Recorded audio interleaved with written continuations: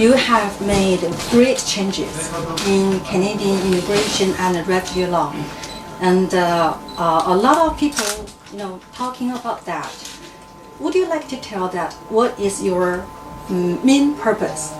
The main purpose is to make sure that immigration is working for Canada, helping to grow our economy, but that it is also working for immigrants so that they can realize their potential when they come to Canada. For too long we have seen immigrants getting lower incomes and higher unemployment, which makes no sense in such a strong economy.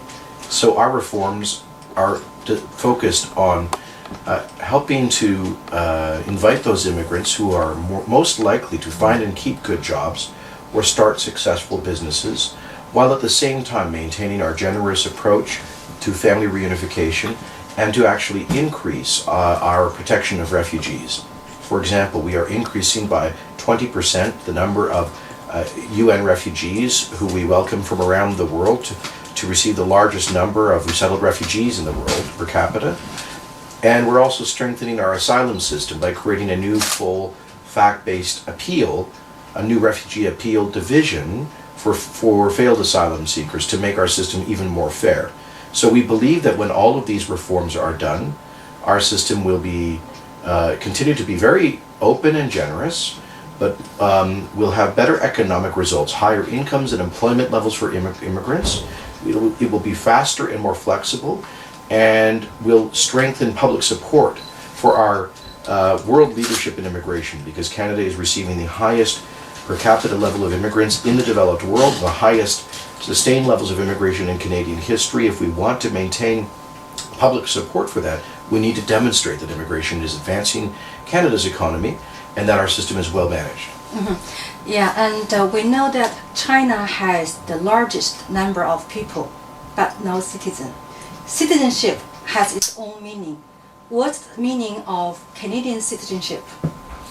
Well, Canadian citizenship means full and active membership in our Canadian political community. Yes, of course, it brings certain rights and privileges, including the passport and the right to vote or run for public office, but it also brings certain responsibilities and obligations. The responsibility to be loyal to Canada above all other countries, the responsibility to serve our country in ways that one is called upon to do, and a responsibility to be an active and responsible member of the political society, to vote, to contribute, to pay your taxes, to respect our laws. And so we are trying to strengthen our citizenship program. I think perhaps a small minority of people were seeking to abuse the value of Canadian citizenship, not actually complying with the very modest legal requirements we have of citizens.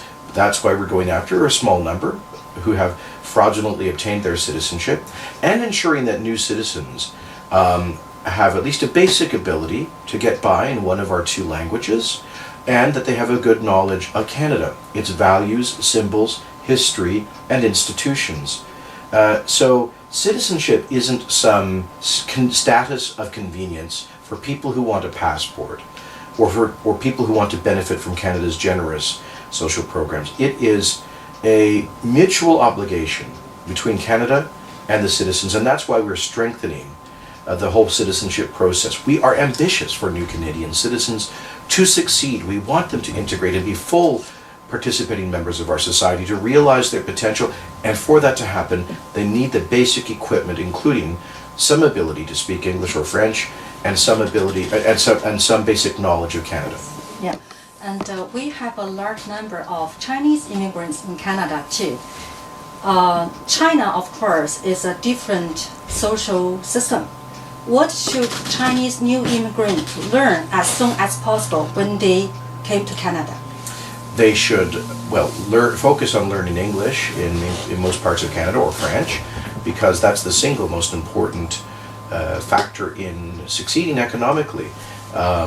This is not to say that people who have little or no English or French language cannot succeed, but it is to say that those who develop a good ability in English or French do much better. Yeah, and that's have a better access to Canadian value. That's the key to successful integration and economic success. So that's the first thing, and that's why our government has tripled funding for free language classes and other integration and settlement services for newcomers. That's the first thing. The second thing I would ask them to focus on, particularly coming from China, is to learn Canada's democratic system, our tradition of the rule of law. Because people coming from People's Republic of China do not have first-hand experience with a democratic system. They need to understand that in becoming Canadian citizens, they get to choose who the government is. That they have a responsibility to know what the issues are and to be active participants in their society. So learning about Canada, its history, its democratic values, I think is very important.